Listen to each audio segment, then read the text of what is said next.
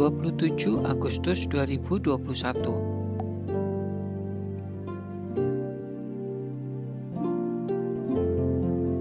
Sing. Mazmur 47 ayat 6. Bermazmurlah bagi Allah, bermazmurlah. Bermazmurlah bagi Raja kita, bermazmurlah. Kata bermazmur ditulis 4 kali dalam kalimat pendek di ayat yang kita baca hari ini. Apakah karena ayat tersebut ditulis oleh seorang pemazmur? Pengulangan kata sampai 4 kali dalam satu kalimat menunjukkan betapa pentingnya hal tersebut bagi kita semua. Bermazmur bukanlah sesuatu yang asing bagi orang percaya dalam doa pribadi, doa keluarga, dalam kelompok sel ibadah raya di gereja. Orang percaya terbiasa menyanyikan lagu-lagu penyembahan dan pujian bagi Tuhan. Sepertinya semua orang percaya sangat suka melakukannya. Bagaimana dengan Tuhan sebagai penerima mazmur dari kita? Mari kita coba bayangkan apa kira-kira yang Tuhan pikirkan dan rasakan ketika kita menaikkan penyembahan dan pujian bagi Dia. Ketika kita mengatakan, Tuhan, aku selalu percaya Engkaulah satu-satunya yang kuingini. Engkaulah pelindungku, kepadamu aku serahkan seluruh hidupku. Tiada yang mustahil bagimu, Tuhan pasti memulihkan hidupku dan sebagainya. Tuhan yang maha tahu, Ia yang melihat hati, tidakkah Ia juga melihat hati kita ketika kita menyembahnya?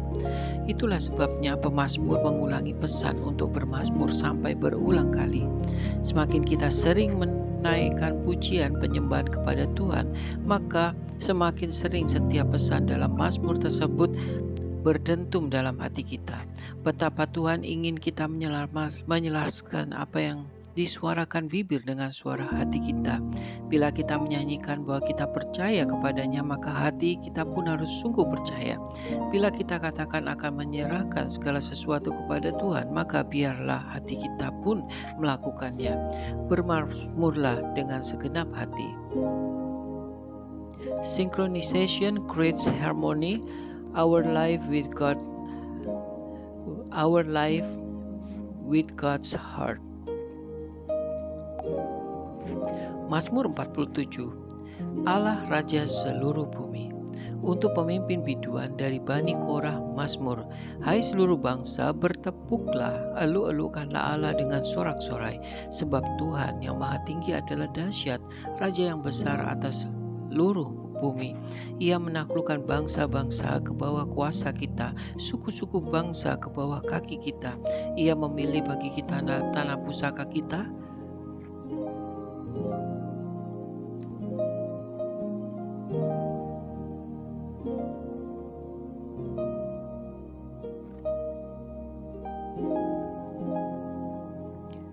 Kebanggaan Yakub yang dikasihinya. Allah telah naik dengan diiringi sorak-sorai. Ya, Tuhan itu dengan diiringi bunyi sangkakala. Bermazmurlah bagi Allah, bermazmurlah bagi Raja kita, bermazmurlah. Sebab Allah adalah Raja seluruh bumi. Bermazmurlah dengan nyanyian pengajaran. Allah memerintah sebagai Raja atas bangsa-bangsa. Allah bersemayam di atas tatanya yang kudus. Para pemuka bangsa-bangsa berkumpul sebagai umat Allah Abraham. Sebab Allah yang empunya perisai-perisai bumi, Ia sangat dimuliakan. Ayub 40-41. Ayub merendahkan diri di hadapan Allah.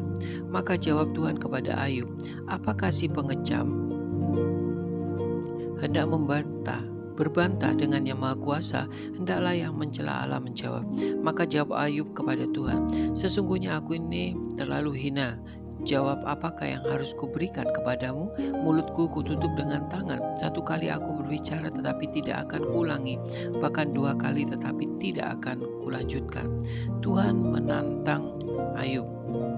Maka dari dalam badai Tuhan menjawab Ayub, bersiaplah engkau sebagai laki-laki, aku akan menanya engkau dan engkau memberitahu aku. Apakah engkau hendak meniadakan pengadilanku? mempersalahkan aku supaya engkau dapat membenarkan dirimu? Apakah lenganmu seperti lengan Allah dan apakah engkau mengguntur seperti Dia? Hiasilah dirimu dengan kemegahan dan keluhuran, kenakanlah keagungan dan semarak. Luapkanlah marahmu yang bergelora, amatilah setiap orang yang congkak dan rendahkanlah dia. Amatilah setiap orang yang congkak, tundukkanlah dia dan hancurkanlah orang-orang fasik di tempatnya.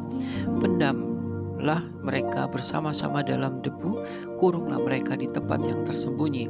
Maka aku pun akan memuji engkau karena tangan kananmu memberi engkau kemenangan. Lukisan tentang kuda Nil. Perhatikanlah kuku Daniel yang telah kubuat seperti juga engkau. Ia makan rumput seperti lembu. Perhatikanlah tenaga di pinggangnya, kekuatan pada urat-urat perutnya. Ia merenggangkan ekornya seperti pohon aras. Otot-otot pahanya berjalin. Tulang-tulangnya seperti pembuluh tembaga. Kerangkanya seperti batang besi.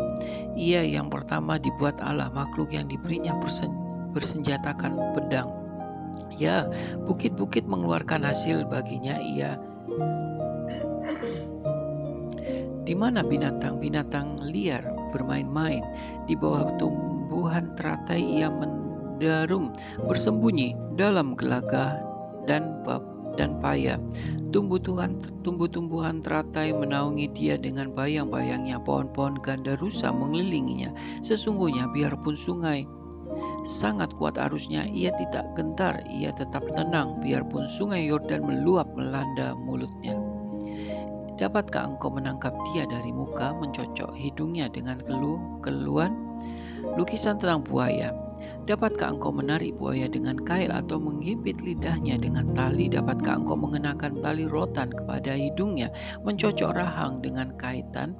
Mungkinkah ia mengajukan banyak permohonan belas kasihan kepadamu atau berbicara dengan lemah lembut kepadamu? Mungkinkah ia mengikat perjanjian dengan engkau sehingga engkau mengambil dan menjadi hamba untuk selama-lamanya? Dapatkah engkau bermain-main dengan dia seperti dengan burung-burung dan mengikat dia untuk anak-anakmu perempuan? Mungkinkah kawan-kawan nelayan memperdagangkan dia atau membagi-bagikan dia di antara pedagang-pedagang? Dapatkah engkau menusuki kulitnya dengan serampang dan kepalanya dengan tempuling? Letakkan tanganmu di atasnya, ingatlah pertarungan, engkau tak akan melakukannya lagi. Sesungguhnya harapanmu hampa baru melihat dia. Orang tidak terbanting, orang yang nekat pun tak akan berani membangkitkan marahnya. Siapakah yang dapat bertahan di hadapan aku? Siapakah yang menghadapi aku yang kubiarkan tetap selamat? Apa yang ada di seluruh kolong bumi itulah kepunyaanku. Aku tidak akan berdiam diri tentang anggota-anggota badannya, tentang keperkasaan dan perawakannya yang tampan. Siapakah dapat menyiapkan pakaian luarnya, baju sirahnya yang berlapis dua? Siapakah dapat menembusnya? Siapa dapat membuka pintu moncongnya? Di sekeliling giginya ada kengerian. Punggungnya adalah perisai-perisai yang tersusun, terlekat rapat seperti meterai. Rapat hubungannya yang satu dengan yang lain sehingga angin tidak dapat masuk. Yang satu melekat pada yang lain, bertautan tak terceraikan lagi. Bersinnya menyinarkan cahaya, matanya melaksana merekahnya fajar. Dari dalam mulutnya keluar suluh dan berpancar bunga api. Dari dalam lubang hidungnya mengepul uap bagaikan dari dalam belanga yang mendidih dan menggelegak isinya. Nafasnya menyalakan bara dan nyala api keluar dari dalam mulutnya. Di dalam tengkuknya ada kekuatan, ketakutan berlompatan di hadapannya. Daging gelambirnya melekat padanya tidak tergerak. Hati yang keras seperti batu kilangan di bawah. Bila ia bangkit, maka seluruh yang berkuasa menjadi gentar, menjadi bingung karena ketakutan. Bila ia diserang dengan pedang, ia tidak mempan. Demikian juga dengan tombak, seligi atau lembing. Besi dirasanya seperti jerami, tembaga seperti kayu lapu. Anak panah tidak dapat menghalau dia, batu umban seolah-olah berubah padanya menjadi jerami. Gada dianggapnya jerami dan ia menertawakan desingan lembing. Pada bagian bawahnya ada tembikar yang luncing. Ia membujur ke atas lumpur seperti pengerek penggiri. Lubuk dibuatnya berbual-bual seperti periuk. Laut dijadikannya tempat memasak campuran rempah-rempah. Ia meninggalkan jejak yang bercahaya sehingga samudra raya disangka orang berambut putih. Tidak ada taranya di atas bumi. Itulah makhluk yang tidak mengenal takut. Segala yang tinggi takut kepadanya dan segala raja di atas segala binatang yang ganas. 2 Korintus 1 ayat 12 sampai 2 ayat 11. Perubahan dalam rencana Paulus. Inilah yang kami megahkan, yaitu bahwa suara hati kami memberikan kesaksian kepada kami bahwa hidup kami di dunia ini, khususnya dengan dalam hubungan kami dengan kamu, dikuasai oleh ketulusan dan kemurnian dari Allah, bukan oleh hikmat duniawi, tetapi oleh kekuatan kasih karunia Allah. Sebab kami hanya menuliskan kepada kamu apa yang dapat kamu baca dan pahamkan, dan aku harap mudah-mudahan kamu akan memahaminya sepenuhnya, seperti yang telah kamu pahamkan sebagainya dari kami, yaitu bahwa pada hari Tuhan Yesus kamu akan bermegah atas kami seperti kami juga akan bermegah atas kamu. Berdasarkan keyakinan ini aku pernah merencanakan untuk mengunjungi kamu dahulu, supaya kamu boleh menerima kasih karunia untuk kedua kalinya. Kemudian aku mau meneruskan perjalananku ke Makedonia, lalu dari Makedonia kembali lagi kepada kamu, supaya kamu menolong aku dalam perjalananku ke Yudea. Jadi adakah aku bertindak serampangan dalam merencanakan hal ini, atau adakah aku membuat rencanaku itu menurut keinginanku sendiri, sehingga padaku serentak terdapat ya dan tidak? Demi Allah yang setia, janji kami kepada kamu bukanlah serentak ya dan tidak, karena Yesus Kristus anak Allah yang telah kami beritakan di tengah-tengah kamu, yaitu olehku dan oleh Silvanus dan Timotius, bukanlah ya dan tidak, tetapi sebaliknya di dalam dia hanya ada ya.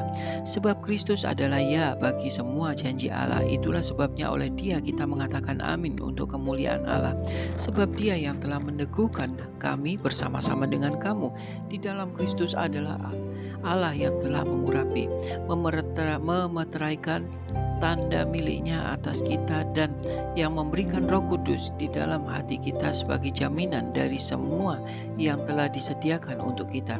Tetapi aku memanggil Allah sebagai saksiku, ia mengenal aku, bahkan sebabnya aku tidak datang ke Korintus ialah untuk menyayangkan kamu, bukan karena kami mau memerintah apa yang harus kamu percayai, karena kamu berdiri teguh dalam imanku. Sebaliknya kami mau turut bekerja untuk sukacitamu. Aku telah mengambil keputusan di dalam hatiku bahwa aku tidak akan datang lagi kepadamu dalam duka cita, sebab aku mendukakan hatimu. Siapa lagi yang dapat membuat aku menjadi gembira selain dia yang berduka cita karena aku? Dan justru itulah maksud suratku ini, yaitu supaya jika aku datang jangan aku berduka cita oleh mereka yang harus membuat aku menjadi gembira. Sebab aku yakin dengan kamu semua bahwa sukacitaku adalah juga sukacitamu. Aku menulis kepada kamu dengan hati yang sangat cemas dan sesak, dan dengan mencucurkan banyak air mata, bukan supaya kamu bersedih hati, tetapi supaya kamu tahu betapa besarnya kasihmu kepada kamu semua. Harus diampuni orang yang bersalah, pasal 2 ayat 5. Tetapi jika ada orang yang menyebabkan kesedihan, maka bukan hatiku yang disedihkan, melainkan hati kamu sekalian. Atau sekurang-kurangnya supaya jangan aku melebih-lebihkan hati beberapa orang di antara kamu. Bagi orang yang demikian sudahlah cukup teguran dari sebagian besar dari kamu, sehingga kamu sebaliknya harus mengampuni dan menegur dia, supaya dia jangan binasa oleh kesedihan yang terlampau berat. Sebab itu aku menasihati kamu supaya kamu sungguh-sungguh mengasihi dia. Sebab justru itulah maksudnya aku menulis surat kepada kamu, itu supaya menguji kamu, apakah kamu taat dalam segala sesuatu. Sebab barang siapa yang kamu ampuni kesalahannya, aku mengampuninya juga. Sebab jika aku mengampuni, seandainya ada yang harus kuampuni, maka hal itu kubuat oleh karena kamu di hadapan Kristus, supaya iblis jangan beroleh keuntungan atas kita, sebab kita tahu apa maksudnya. Amsal 20 ayat 11-20. Anak-anak pun sudah dapat dikenal daripada perbuatannya, apakah bersih dan jujur kelakuannya. Telinga yang mendengar dan mata yang melihat, kedua-keduanya dibuat oleh Tuhan. Janganlah menyukai tidur supaya engkau tidak jatuh miskin. Bukalah matamu dan engkau akan makan sampai kenyang. Tidak baik, kata si pembeli, tetapi begitu ia pergi, ia memuji dirinya. Sekalipun ada emas dan permata banyak, tetapi yang paling berharga ialah bibir yang berpengetahuan. Ambillah pakaian orang yang menanggung orang lain dan tahanlah dia sebagai sandera ganti orang asing. Roti hasil tipuan sedap rasanya, tetapi kemudian mulutnya penuh dengan kerikil. Rancangan terlaksana oleh pertimbangan, sebab itu berpeganglah dengan siasat. Siapa mengumpat membuka rahasia, sebab itu janganlah engkau bergaul dengan orang yang bocor mulut. Siapa mengutuki ayah dan ibunya, pelitanya akan padam pada waktu gelap. Demikianlah sabda Tuhan, berkah dalam.